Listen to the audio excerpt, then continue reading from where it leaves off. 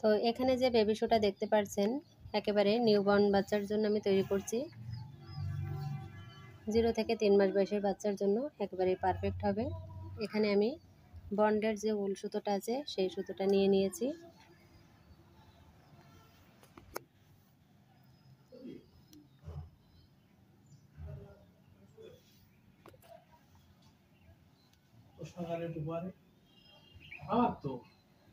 প্রথমে এখানে একটা আমি নট করে নিলাম, নট করে চেন করব।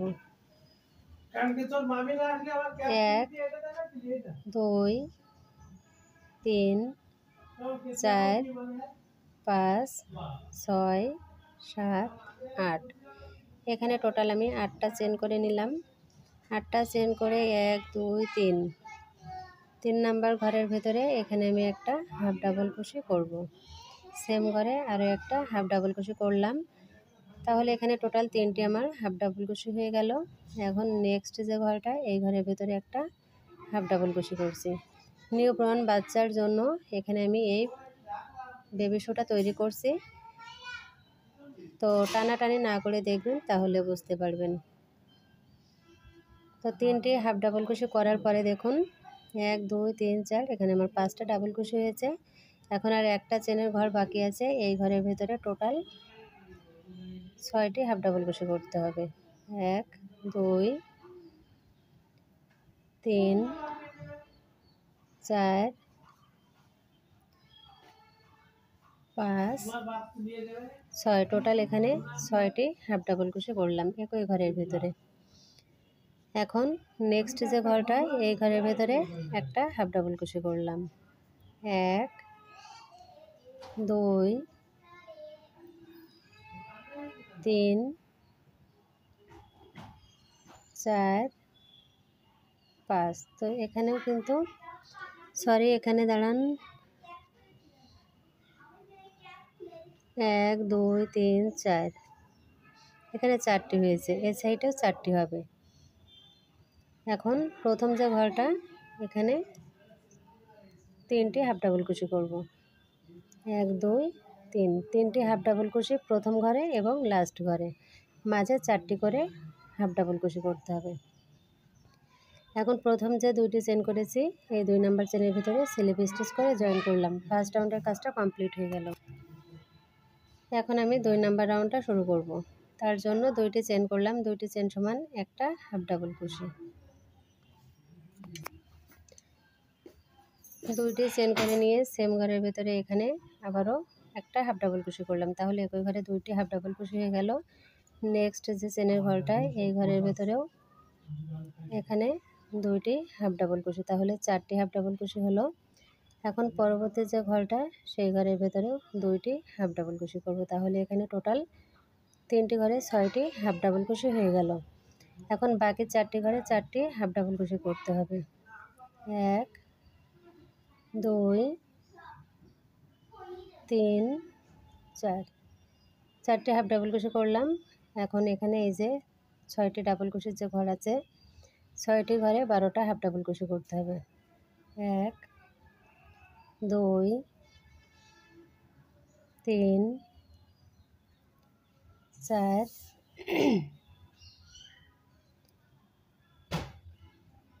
5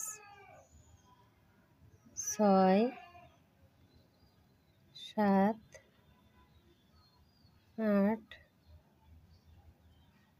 9 10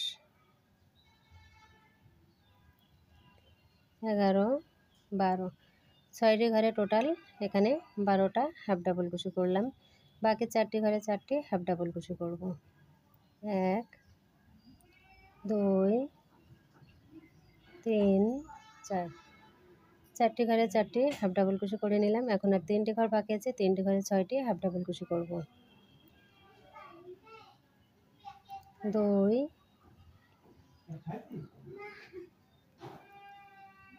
4 6 3টি ঘরে টোটাল এখানে 6টি হাফ ডাবল ক্রোশে হয়ে গেল। এখন প্রথম যে 2টি চেন করেছি এই 2 নাম্বার চেনের ভিতরে স্লিপ স্টিচ করে জয়েন করলাম। 2 নাম্বার রোটা আমার কমপ্লিট হয়ে গেল। 3 নাম্বার রাউন্ডের জন্য দুইটি চেন করলাম, দুইটি চেন সমান একটা ডাবল কুশি, সেম ঘরের ভেতরে একটা হাফ ডাবল কুশি করলাম। নেক্সট যে ঘরটা, এই ঘরের ভেতরে একটা হাফ ডাবল কুশি, নেক্সট ঘরের ভেতরে দুটো হাফ ডাবল কুশি, নেক্সট ঘরে একটা হাফ ডাবল কুশি, নেক্সট ঘরে দুটো হাফ ডাবল কুশি, নেক্সট ঘরের ভেতরে একটা হাফ ডাবল কুশি।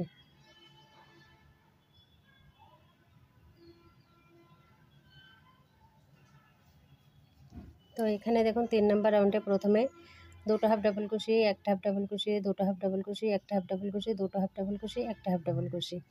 এখন বাকি যে 4টি ঘর, এই 4টি ঘরে 4টি হাফ ডাবল কুশি করব। 1 2 3 4, 4টি ঘরে 4টি হাফ ডাবল কুশি করে এখন এই যে জোড় সংখ্যার ঘরটা চলে এলো, দুটো হাফ ডাবল কুশির ঘর, সেখানে দুটো একটা করে কমপ্লিট করতে হবে। দুটো হাফ ডাবল কুশি, একটা হাফ ডাবল কুশি, দুটো হাফ ডাবল কুশি, একটা হাফ ডাবল কুশি, দুটো হাফ ডাবল কুশি, একটা হাফ ডাবল কুশি,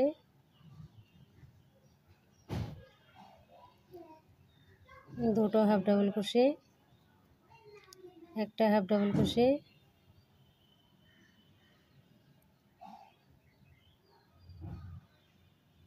দুটো হাফ ডাবল কুশি,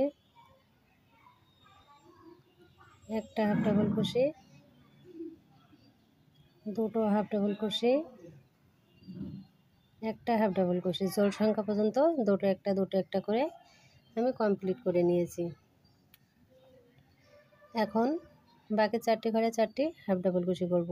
দেখবেন যে এখানে 4টি হচ্ছে কি 1 2 3 4, 4টি ঘরে 4টি হাফ ডাবল কুশি করলাম। এখন এই যে জোড় সংখ্যার ঘরটা চলে এলো, এখন দুটো একটা করে কমপ্লিট করতে হবে। দুটো হাফ ডাবল কুশি, নেক্সট লুপে একটা হাফ ডাবল কুশি, নেক্সট লুপে 2 হাফ ডাবল কুশি, নেক্সট লুপে 1 হাফ ডাবল কুশি, নেক্সট লুপে 2 হাফ ডাবল কুশি, নেক্সট লুপে 2 হাফ ডাবল কুশি। এই রাউন্ডটা কমপ্লিট হয়ে গেল। প্রথম 2 নাম্বার চেনের ভেতর দিয়ে স্লিপ স্টিচ করে জয়েন করে একটা চেন করে এখন সুতোটা কেটে দিই। তো এখানে সুতোটা কেটে দিয়ে একটা চেন কিন্তু করে নিয়েছি। তো এখানে যে জুতোর যে সোলটা, এই সোলটা কিন্তু আমার এখানে কমপ্লিট হয়ে গেল। এখন জুতোর সোলের উপরের কাজটা কিভাবে করতে হয় সেটা দেখাবো। জুতোর সোলের উপরের অংশটা